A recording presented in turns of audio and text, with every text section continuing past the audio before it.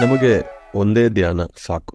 ನಿಜವಾಗಿ ನಮಗೆ ಏನು ಬೇಕು ಅಂದರೆ ಹೊಸ ಹೊಸ ಅನುಭವಗಳು ಬೇಕು. ಹೊಸ ಅನುಭವಗಳು ನಮಗೆ ಡೈವರ್ಸಿಫಿಕೇಶನ್ ಆಫ್ ಎಕ್ಸ್ಪೀರಿಯನ್ಸಸ್ ಅಂತ. ಆತ್ಮಗೆ ಏನು ಬೇಕು ಅಂದರೆ ಎಷ್ಟೋ ಹೊಸ ಹೊಸ ಅನುಭವಗಳು ಬೇಕು. 20 ವರ್ಷದಿಂದ ನಾನು ಒಂದೇ ಧ್ಯಾನ ಮಾಡ್ತಾ ಇದ್ದೀನಿ, ಬೇರೆ ಏನೂ ಮಾಡಿಲ್ಲ. ಇದರಲ್ಲಿ ಏನೂ ಆ್ಯಡ್ ಮಾಡಿಲ್ಲ, ಏನೂ ಡೆಲೀಟು ಮಾಡಿಲ್ಲ. ಶ್ವಾಸದ ಮೇಲೆ ಗಮನ, 18 ಸೂತ್ರಗಳು ಅಷ್ಟೇ. ಒಂದೊಂದು ಫೇಸ್ ಆಫ್ ಅವರ್ ಲೈಫ್ ನಮಗೆ ಹೊಸ ಹೊಸ ಆಪರ್ಚುನಿಟಿ ಸಿಗ್ತಾ ಇರುತ್ತದೆ. ಒಂದು ಕಾಲದಲ್ಲಿ ನಾನು ಒಂದೊಂದು ಸೆಂಟರ್ಗೆ ಹೋಗಿ ಹೋಗಿ ಧ್ಯಾನ ಪ್ರಚಾರ ಮಾಡಿದ್ದೀನಿ. ಅಲ್ಲಿ ಒಂದೊಂದು ಕಡೆ ಮಾನ ಇದೆ, ಅವಮಾನ ಇದೆ. ಅದು ತಡೆಯೋಕೆ ನನಗೆ ಧ್ಯಾನ ಶಕ್ತಿ ಕೊಟ್ಟಿದೆ. ಒಂದೊಂದು ಕಡೆ ಹೋಗಿದ್ರೆ ನನ್ನನ್ನು ಆಹ್ವಾನ ಮಾಡ್ತಾರೆ, ಒಂದೊಂದು ಕಡೆ ಹೋಗಿದ್ರೆ ಯಾಕೆ ನೀವು ಬಂದಿದ್ದೀಯ ಅಂತ ನೋಡಿ ಈ ಅನುಭವ ಆಯಿತು. ಆಮೇಲೆ ಪುಸ್ತಕಗಳು ಟ್ರಾನ್ಸ್ಲೇಟ್ ಮಾಡೋ ಒಂದು ಅವಕಾಶ ಸಿಕ್ತು. ಪತ್ರಿಜಿಯವರು ಎಷ್ಟೋ ಪುಸ್ತಕಗಳು ನಮ್ಮ ತೆಲುಗು ಟು ತಮಿಳು ನಾನು ಟ್ರಾನ್ಸ್ಲೇಟ್ ಮಾಡಿದ್ದೀನಿ. ಅವಾಗ ಹೊಸ ಹೊಸ ಅನುಭವಗಳು ಸಿಕ್ತು. ಆ ಪುಸ್ತಕಗಳು ಬಿಡುಗಡೆ ಆಗೋ ಸಮಯ ಮತ್ತೆ ಅಲ್ಲಿ ಎಷ್ಟೋ ಮಾನನೂ ಬಂತು, ಅವಮಾನವೂ ಬಂತು. ಎರಡು ಸಮ. ಅಂದರೆ ತೀರಿ ನಾವು ಕೇಳ್ತೀವಿ ಮಾನ ಮಧುರಂ ಅವಮಾನ ಮಧುರಂ ಅಂತ. ಆ ಒಂದು ವಿಷಯ ನಮ್ಮ ಲೈಫಲ್ಲಿ ನಡೆಯುತ್ತೆ ಮಾತ್ರ ಎಷ್ಟು ತಡೆಯೋಕೆ ನಮ್ಮ ಹತ್ರ ಶಕ್ತಿ ಇದೆ, ಎಷ್ಟು ಸತ್ಯ ನಮ್ಗೆ ಗೊತ್ತಿದೆ ಅಂತ ಅರ್ಥ. ಇಲ್ಲಾಂದ್ರೆ ಬರೀ ಥಿಯರಿ ಕೇಳ್ತಾ ಕೇಳ್ತಾ ನನ್ಗೆಲ್ಲ ಗೊತ್ತು, ಎಲ್ಲ ಓಕೆ ಅಂತ ಅನ್ಸುತ್ತೆ. ಒಂದು ಸಿಚುವೇಶನ್ ಬಂದ್ರೆ ಆ situation is mother of all ಅಂತ ನಾನು ಹೇಳ್ತೀನಿ. ಆ ಸಿಚುವೇಶನ್ ನಿಮಗೆ ಹೇಳುತ್ತೆ ಎಷ್ಟು ತಡೆಯೋಕೆ ನಿಮ್ಗೆ ಶಕ್ತಿ ಇದೆ, ಎಷ್ಟು ಆ ಸತ್ಯ ನಿಮಗೆ ಅರ್ಥ ಆಗಿದೆ ಅಂತ. ಆಮೇಲೆ ಒಂದು ಮ್ಯಾಗಝೀನ್ಗೆ, ತಮಿಳ್ ಮ್ಯಾಗಝೀನ್ಗೆ 2 ವರ್ಷ ನಾನು ವಾಲಂಟಿಯರ್ ಆಗಿ ಕೆಲಸ ಮಾಡಿದ್ದೀನಿ. ಅವಾಗ ಆ ಸಿಸ್ಟಮ್ ಪ್ರಾಸೆಸ್ ಎಲ್ಲ ಕಲ್ತಿದ್ದೀನಿ. ಅಲ್ಲಿನೂ ಎಷ್ಟೋ ಮಾನ ಇದೆ, ಎಷ್ಟೋ ಅವಮಾನ ಇದೆ, ಆದ್ರೇನು ಅದು ಸಂತೋಷವಾಗಿ ಅಕ್ಸೆಪ್ಟ್ ಮಾಡಿದ್ದೀನಿ. ಒಂದ್ ದಿವಸ ಸಡನ್ ಆಗಿ ಬ್ಯಾಂಗ್ಳೂರ್ಗೆ ಶಿಫ್ಟ್ ಆಗಬೇಕು ಅಂತ ಪರಿಸ್ಥಿತಿ ಬಂದಿದೆ. ಯಾಕೆಂದ್ರೆ ನನ್ನ ಸೋಲ್ ಪ್ರೋಗ್ರೆಸ್ ಆಗಬೇಕು ಅಂದರೆ ನನ್ನ ಕೆಲಸ ಕರ್ನಾಟಕಲ್ಲಿ ಇದೆ ಅಂತ ನನಗೂ ಅರ್ಥ ಆಯಿತು. ಪತ್ರಿಜಿಯವರು ಹೇಳಿದ್ರು, your work is in Chennai is over, you have to shift ಅಂತ. ಆವಾಗ 2006 ಡಿಸೆಂಬರ್ ನಾನು ಬೆಂಗಳೂರಿಗೆ ಶಿಫ್ಟ್ ಆಗಿದ್ದೆ. ಆ ಒಂದು 4 months ಒಂದು ವ್ಯಾಕ್ಯೂಮ್ ಪೀರಿಯಡ್ ಬಂತು. ಆ ವ್ಯಾಕ್ಯೂಮ್ ಪೀರಿಯಡಲ್ಲಿ ಅಷ್ಟು ಮುಂಚೆ ಮ್ಯಾಗಝಿನ್ ವರ್ಕು, ಬುಕ್ ವರ್ಕು, ಪ್ರಚಾರ ಎಲ್ಲ ಇತ್ತು. ಇಲ್ಲಿ ಬಂದ ತಕ್ಷಣ ಹೊಸ ಆಫೀಸು, ಹೊಸ ಕ್ಲೈಮೇಟು, ಹೊಸ ಭಾಷೆ, ಏನೂ ಅರ್ಥ ಆಗಿಲ್ಲ, ಯಾರೂ ಇಲ್ಲ. ಆ ಒಂದು ವ್ಯಾಕ್ಯೂಮ್ ಪೀರಿಯಡ್ ಅಂದರೆ ಅಷ್ಟು ವರ್ಷ ಮನೆಯಲ್ಲೇ ಇದೆ ನಾನು. ಒಂದು ಹಾಸ್ಟೆಲ್ ಲೈಫ್ ಏನೂ ಗೊತ್ತಿಲ್ಲ ನನಗೆ, ಎಲ್ಲಿನೂ ಹೋಗಿಲ್ಲ. ಒಂದ್ಸತಿ ಇಂಡಿಪೆಂಡೆಂಟ್ ಆಗಿ ನಾನು ಹೊರಗೆ ಬಂದ ತಕ್ಷಣ ಸ್ವೇಚ್ಛೆ ಬಂತು. ಬಟ್ ಎಲ್ಲ ಹೊಸದಾಗಿದೆ. ಬಟ್ ಆ ಪೀರಿಯಡ್ ಟ್ರಾನ್ಸಿಷನ್ ಅಂತಾರು, ಅದನ್ನು ನನಗೆ ಸ್ಮೂತ್ ಆಗಿದೆ. ಅದು ಒಂದು ಹೊಸ ಅನುಭವ.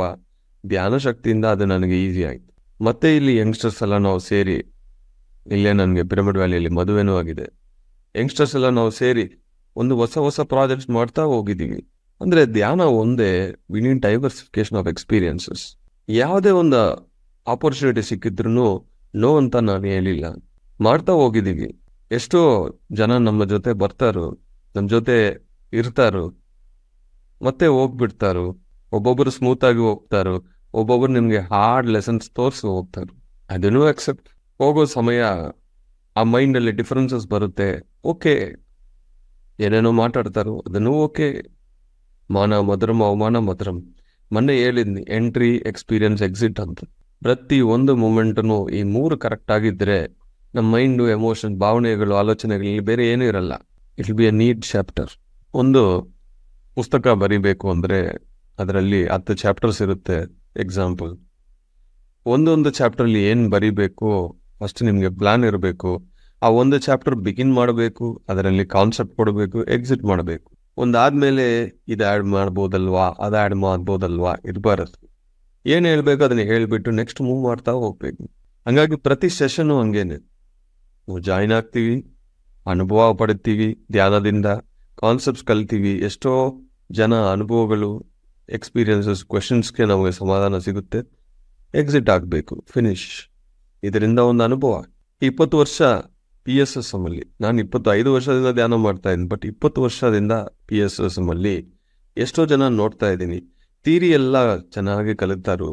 ಒಂದು ಸಿಚುವೇಶನ್ ಲೈಫಲ್ಲಿ ಚೇಂಜ್ ಆಗಿದ್ರೆ ಅವಾಗ ಸ್ವಲ್ಪ ಜನ ಹೋಗ್ಬಿಡ್ತಾರು, ಸ್ವಲ್ಪ ಜನ ಡೈವರ್ಟ್ ಆಗ್ತಾರು, ಸ್ವಲ್ಪ ಜನ ಡೈಲ್ಯೂಟ್ ಆಗ್ತಾರು, ಸ್ವಲ್ಪ ಜನ ತುಂಬ ಟೈಮ್ ತಗೊಳ್ತಾರೋ ಅದನ್ನು ಪ್ರಾಸೆಸ್ ಮಾಡಿ ಬರೋಕ್ಕೆ.